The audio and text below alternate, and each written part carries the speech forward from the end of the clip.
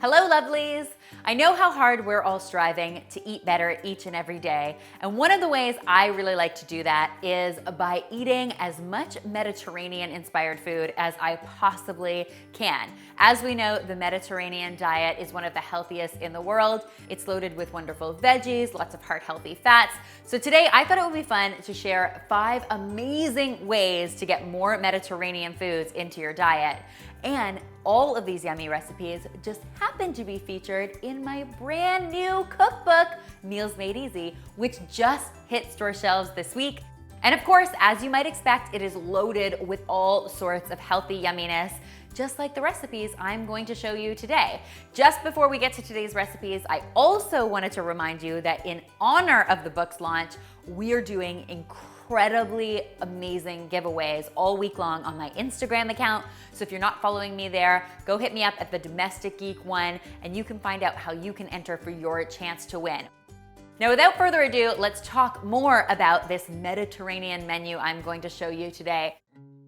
We're starting with an amazing Mediterranean-inspired breakfast, my roasted red pepper and feta frittatas. I know you guys are going to adore these because not only are they delicious, but they are super portable, which makes them a perfect, healthy breakfast on the go. Now, to get started, we are going to mix up our filling for the frittatas. It's a combination of sweet and smoky roasted red peppers, some nice salty feta, and some nice fresh parsley. I'm just going to give them a quick stir to get them all mixed up. Then I'll just divide this mixture evenly in a 6-cup muffin tin. Now, it's really important to grease your muffin tin well to make sure that you can get these out. If not, go ahead and use some silicone baking cups. Those are really, really handy and make these even more portable. So go ahead and try that. I can't tell you how beautifully complementary the flavors here are. You have the sweet smokiness of those roasted red peppers with the gorgeous salty flavor of that feta, and then of course the freshness of the parsley. Once I've got that mixture transferred into my muffin tin, I'll turn my attention to my egg mixture. I'm going to start by cracking some eggs into a measuring cup.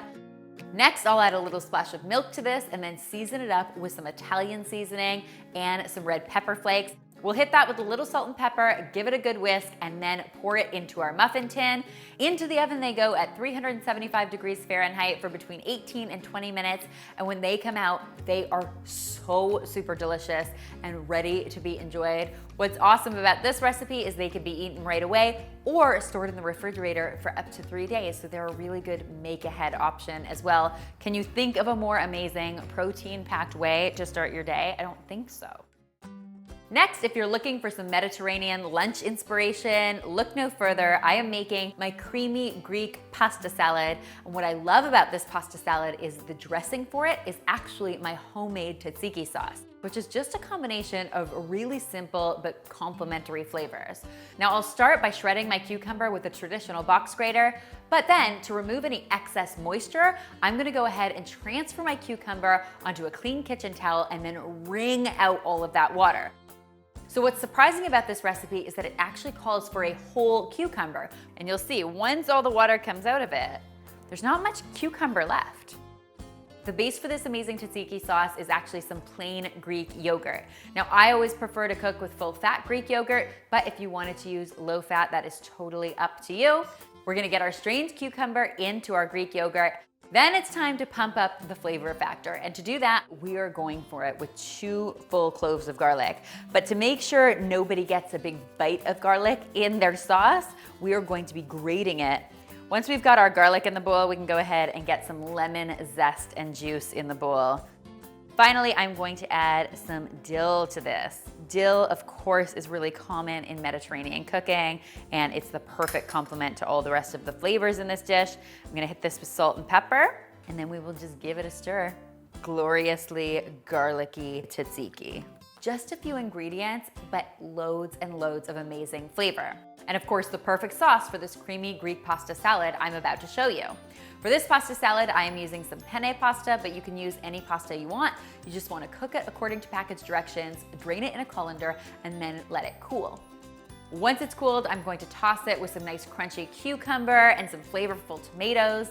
I've got some pitted Kalamata olives headed in here, as well as some feta, because as far as I'm concerned in Mediterranean cooking, there's no such thing as too much feta cheese.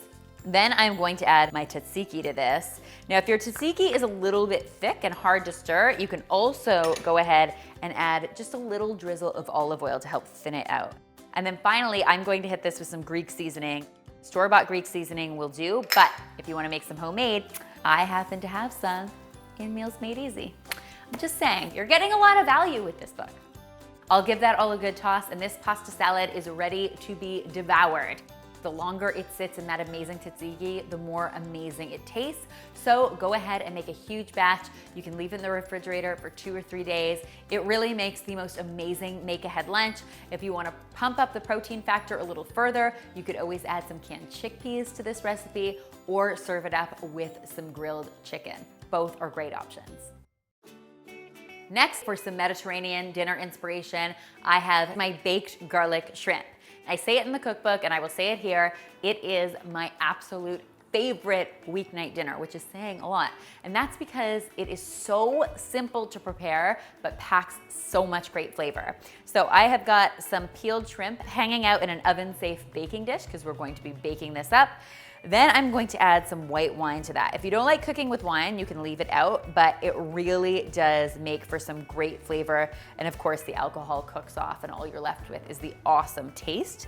Speaking of flavor pairings that are a winner, we are also going to be adding some garlic to this. I call this baked garlic shrimp for a reason. There's a lot of garlic in it. I'm going to add a little lemon zest and juice to this recipe, as well as some red pepper flakes. These are optional. If you don't like the heat, you can leave them out. I'll hit that with some salt and some pepper and give everything a good toss so it's well coated. Then another optional but delicious step, I'm going to nestle a few lemon slices in among my shrimp. This not only is going to flavor them further, it also makes for a really pretty presentation. And then finally, for a little bit of richness, I am going to add some cubes of butter. Now, if you want to skip the butter in this recipe, you could use some olive oil or just leave it out entirely. But come on, guys. Butter, garlic, lemon, white wine, and shrimp, that is a recipe for success.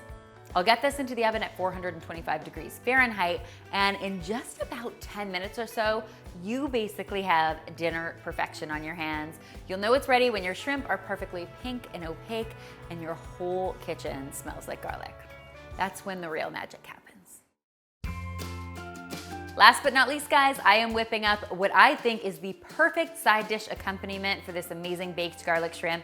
It's my fresh green bean salad, and it is equally simple, but truly equally delicious. It all starts, of course, with some green beans that I've just trimmed. I'm going to get them into some boiling water for just a few minutes until they turn tender and nice and bright green. And then I'll just lift them out of the water and straight into an ice bath. The ice bath is really important here because it stops your green beans from overcooking. Next, we'll just drain our green beans in a colander and set them aside while we get to work on a really simple dressing for this salad. When I say simple, I really mean it. It's just a combination of olive oil, some red wine vinegar, some finely minced shallot, and some freshly chopped tarragon. Tarragon can be hard to find sometimes in the herb section of your supermarket. If you have trouble finding it, you can swap in some dill instead. I'm also going to hit this with some salt and pepper, and then we will just whisk it up. Once that's all whisked up, we can assemble our salad. My green beans are nice and chilled, they're perfectly cooked. My favorite level of tenderness, so sweet. Now all I need to do is top them with my cherry tomatoes and our dressing. I'll finish this with a good helping of crumbled feta. And oh my gosh, guys, you have a serious dinner of champions. I've been waiting for this all day. Guys, you absolutely have to try these recipes for yourselves. If you do, be sure to tweet me, Instagram me, or Facebook me a photo, because as always, I love seeing your kitchen creations. All 5 of these tasty recipes are featured in Meals Made Easy, so I really hope you guys will take a look for them and order the cookbook for yourselves. Keep in mind, we have huge giveaways happening all week long over on my Instagram account, so you can follow me there at the Domestic Geek 1. And finally, guys, if you haven't already, be sure to subscribe because there is lots more deliciousness where this came from.